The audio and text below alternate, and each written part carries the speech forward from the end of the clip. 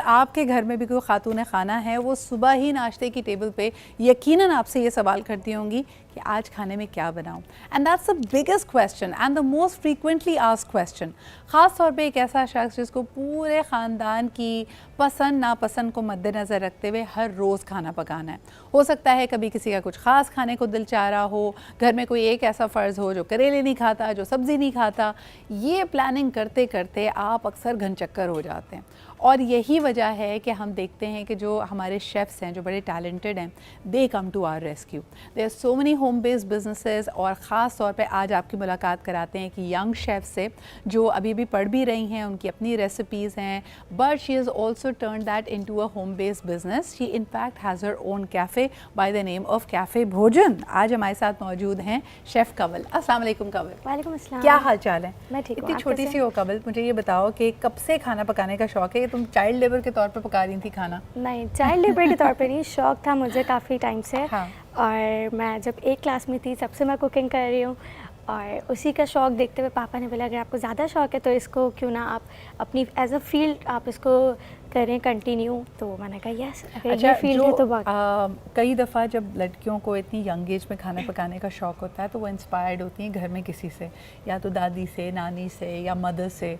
आपके घर में बेहतरीन शेफ़ कौन था? मेरी मम्मा, मेरी चाची और मेरी फुप्पो। अच्छा, सभी माशाल्लाह। हाँ, एक से बढ़कर और हमारी फैमिली में जब भी गैदरिंग होती थी तो मतलब पूरे के पूरे ख़ानदान जमा होते थे, तो उसके अंदर सारा मैनेज करना और उसको देखना, और सब ये बोलते थे कि बाहर से क्यों मंगवाना, क्यों ना घर में ही बनाए। और सारी कटिंग होना, फिर उसका काम करना, मीज़ान प्लास होना, तो सारा हम लोग घर में सारी लेडीज़ कर रहे थे, तो वहाँ से ज़्यादा शौक आता गया। अच्छा, ये जो मामाज लिटिल हेल्पर्स होते हैं ना, जो शुरुआत करते हैं कि अच्छा जी कटिंग से, कोई चॉपिंग हमसे करा लें, कोई प्री जो कुकिंग प्रेप्स हैं, जो सू शेफ़ होता है ना वही आगे जाके फिर शेफ़ बनता है। मुझे ये बताएं कि कई लड़कियों को बेकिंग का शौक़ होता है, कुछ को कुकिंग का होता है। I see you have an interest in both of them, is that true?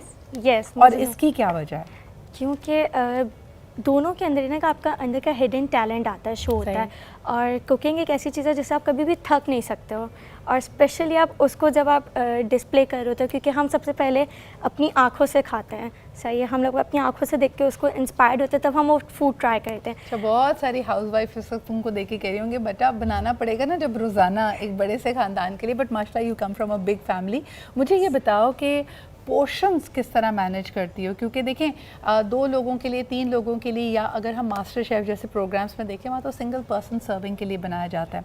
When you are making for 10-15 people या पूरे ख़ानदान के लिए, तब पोर्शंस थोड़े आउट हो जाते हैं, प्रोपोर्शंस थोड़े आउट हो जाते हैं। How do you manage that? इसके एक बेसिक फार्मूलाज होते हैं जो हमें हमारे भी रिसेंटली शेफ्स ने सिखाए हैं। और इसके अलावा जैसे कि हम अगर एग्जांपल लें, चावल हैं वो 1 kg में 6 पर्सेंट इनफ होते हैं। सो इस तरह हर चीज़ का ना एक कॉस्टिंग है और आपकी क्वांटिटी मैनेज हुई हुई है, तो वो उसके सीखने के लिए ही इतने साल लग रहे हैं। तो उसके साथ साथ आपको खुद अंदाज़ा भी हो जाता है कि किस में आप कितना बैठ जाएगा। अच्छा कंवल, मुझे बताओ how different is it to cook for a family और to cook for you know और to arrange for a party at home then to run a business? मैं हमेशा सोचती हूँ कि आपकी जैसी जो टैलेंटेड बच्चियाँ अपना कैफ़े रन कर रही हैं, डू यू मेक एवरीथिंग? कितनी चीज़ें प्री कुक्ड होती हैं, प्री प्रेप्स कैसी होती हैं, और फिर कस्टमर के आने के बाद क्या सिर्फ असेंबल किया जाता है उसको? I am against to pre preps, क्योंकि मुझे बेसिकली नहीं पसंद है कि प्री प्रेप्स हों। भले आप कस्टमर को 10 मिनट्स या 5 मिनट्स का टाइम दे दो extra, so they will agree about it, क्योंकि अगर उनको फ्रेश एंड हाइजीनिक मिल रहा है so there is no problem. So basically मैं ये करती हूँ कि मैं फ़ौरन एट ए टाइम हम लोग सारी प्रिपरेशंस कर रहे थे। बाकी जो कटिंग वगैरह है वो तो 5 to 10 मिनट्स लेती है, बाकी इतना हार्ड एंड फास्ट नहीं होता। और सेकेंडली कि फैमिली और कस्टमर्स में मेरे को सबसे ज़्यादा जो हार्ड थिंग है वो फैमिली को टैकल करना है, क्योंकि आपको उसके फैमिली पैसे नहीं दे रही होती ना, और फिर थोक के भाव से फीडबैक और तनकीद भी कर रही होती है ना? अल्हम्दुलिल्लाह मेरी फैमिली तनकीद नहीं करती है, बट हाँ उनके सजेशंस और उनके कमेंट्स बहुत ही ऑनेस्टली होते हैं। सो ये होता है कि अभी रिसेंटली मेरे फैमिली में दावत थी, सो आई वाज सो नर्वस। मैं 3 रातें जागी थी क्योंकि मुझे हर चीज़ को मैनेज करना था। इनफैक्ट आप कटिंग भी देखनी है कि छोटी बड़ी ना हो जाए, वरना उसके अंदर भी आपकी प्रॉब्लम निकलेगी। सो इसलिए, और कस्टमर में ये है कि आपको सिर्फ टेस्ट का ख्याल रखना पड़ता है। मुझे बताओ, दिल से अगर कोई रेसिपी बनाई जा रही है, और कई दफ़ा तो बहुत सारे हैक्स बताते हैं ना, भाई नमक ज़्यादा हो जाए तो ये कर लो, दूध डाल लो, आटे की एक छोटी सी बॉल बना के डाल दो, लेकिन जब आपको पता है कि यार ये रेसिपी जो है ना ये बियॉन्ड रिपेयर हो चुकी है, अब ये बर्बादी हो गई है, तो उस वक्त तुम क्या करती हो? मैंने अक्सर शेफ्स को देखा है वो अड़ जाते हैं कि नहीं आपका टेस्ट डेवलप नहीं हुआ है, ये होता ही ऐसा है, या फिर आप उसको पूरा यू से कि अच्छा I am sorry I tried but this isn't worth eating?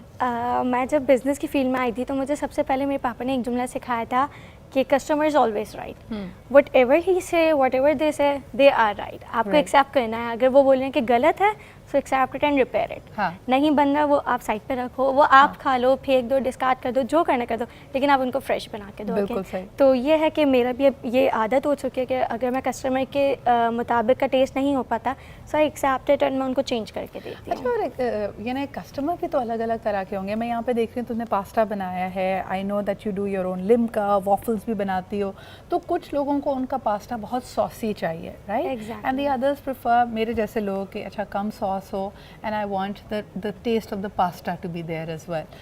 तो अमूमी जो टेस्ट है पाकिस्तान का उसके बारे में क्या कहोगी? और जिस लोकेलिटी में आपका कैफ़े होता है वो भी बहुत मैटर करेगा, बिकॉज अगर जैसे तुम गुलिस्तान जौहर में हो, I have heard that people like really spicy food over there. वाकई या क्योंकि हमारे not only in Johar but Pakistan में ज़्यादातर स्पाइस ज़्यादा होता है। एंड लिटरली अगर मैं ये सजेशन दूँ तो पास्ता में there is no spice flavours, there is only the flavour of our cheese and our spices ingredient. भाई मैं तो इस बात पे भी हैरान हो जाती हूँ, हमारे यहाँ जब वो पार्ब बॉयल आपने पास्ता करना होता है तो लोग भर के नमक पानी में डाल देते हैं, because they want it to be, जैसे हम चावलों में बहुत नमक डालते हैं ना, उसी तरह हम पास्ता में भी बहुत नमक डाल रहे होते हैं। सो पास्ता में नमक की जगह तेल डालें क्योंकि वो सॉफ्ट बने exactly. और वो आपका चिपके नहीं आपस में और वो एकदम शाइनी रहे, दैट्स इट। अच्छा, कई चीज़ें तुम लोग पढ़ते होगे in your course because you are also studying at Cottam. Kanwal, उसके अंदर ना हर शेफ़ को, और मैं इंटरनेशनली भी जब ट्रैवल करती हूँ तो की इंग्रेडिएंट्स बताए जाते हैं जो कॉमन एलर्जीज हो सकती हैं, कि अगर आपने नट्स का इस्तेमाल किया है, मशरूम्स हैं, तो आप वार्न करें। हमारे यहाँ ऐसा क्यों नहीं होता? क्योंकि यहाँ पर हम लोगों को मेन जो फ़र्क है बावर्ची और शेफ्स में यही क्लियर नहीं होता कि वो लिटरेट होते हैं, उनको नहीं पता होता कि हमें किस किस चीज़ों से प्रॉब्लम्स है, कौन सी चीज़ें हमारे लिए हाइजीनिक है, प्रोटीन्स दे रही है हमें, तो ये सारी चीज़ों को उनको नहीं पता होता। और जैसे हम शेफ्स हैं तो हमें ये सब बोले जाता है कि अगर हम किसी में अभी जॉब ट्राई करने जाते हैं तो अभी तो बहुत यंग एज में हो, बट टू बी ऑनेस्ट उनसे ज़्यादा एक्सपीरियंस नॉलेज हमारे पास होती है कहीं ना कहीं। यानी एक अच्छा कॉम्बिनेशन बन सकता है, एक वो बावर्ची जिसको the ropes of the game पता है, और फिर आप जो अपनी नॉलेज, ये बिल्कुल ऐसा ही है जैसे आर्किटेक्ट्स की अगर आप ट्रेनिंग की बात करें, at the end of the day उन्होंने लेबरर्स और कॉन्ट्रैक्टर के साथ काम कराना है, लेकिन वो अपनी नॉलेज उनको दे सकते हैं। कमल, एक और इम्पॉर्टेंट पॉइंट कि मैंने देखा कि पंजाब हुकूमत ने रिसेंटली ये लॉ बनाया कि जितने भी कैफ़ेज़ होंगे उनको अपनी डिशेस, अपनी रेसिपीज़, अपनी कुजीन के सामने एक estimate of the caloric value लिखना है।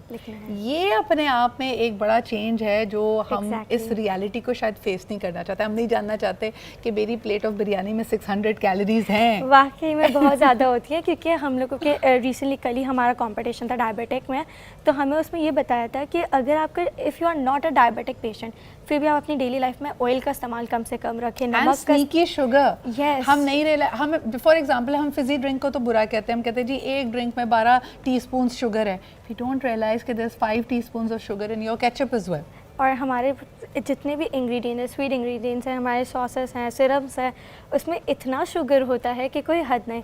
और सबसे ज़्यादा आजकल की लेडीज़ हैं, फैमिलीज़ में चाय का इंटेक कुछ ज़्यादा ही है। सो आप लोग लें चाय, कोई मसला नहीं, बट उसमें से शुगर आप माइनस कर दें। और मेरी अम्मी तो सबसे दुनिया की मासूम और क्यूट खातून है, क्योंकि मैं उनसे अक्सर कहती हूँ ना मामा आजकल मैं डाइट पे, मुझे बिरयानी नहीं खानी, कहती बेटा इसमें उबले हुए चावल होते हैं, उसमें कोई कैलोरीज नहीं होती। आलू है उसके अंदर, हमारे स्पाइसेस हैं वो भी हमारी कैलोरीज में होते हैं, और हमारे पास जो ऑयल है वो सबसे ज़्यादा हार्मफुल होता है। कवल, अगर तुम अपने कैफ़े की मेन्यू के ऊपर लिखना शुरू कर दो कि भाई जो पास्ता आप खाने वाले हैं उसमें इतनी कैलोरीज हैं, तो मैं क्या लगता है कि जो उसकी सेल्स होगी वो बढ़ जाएंगी, लोग कोई नहीं खाएगा, लोग परेशान हो जाएंगे। क्योंकि सबके साथ जब भी मेरे पास ऑर्डर भी आता है डिलीवरी के लिए, सो दे प्रेडिक्ट मी कि चीज़ ज़्यादा होनी चाहिए। अगर मैं उसके साथ कैलोरीज लिख दूंगी तो मेरे ख्याल में सभी वहीं से कट हो जाएंगे। मुझे ऐसा लगता है खाएंगे वो फिर भी, क्योंकि माशाल्लाह आज तक इस तरह की जो भी नोटिफिकेशंस है उससे किसी का कुछ नहीं बिगाड़ा। Exactly, हम तो ये भी हर है। आप बिस्किट, जेली, वेफर, डिज़र्ट के ऊपर आप देखें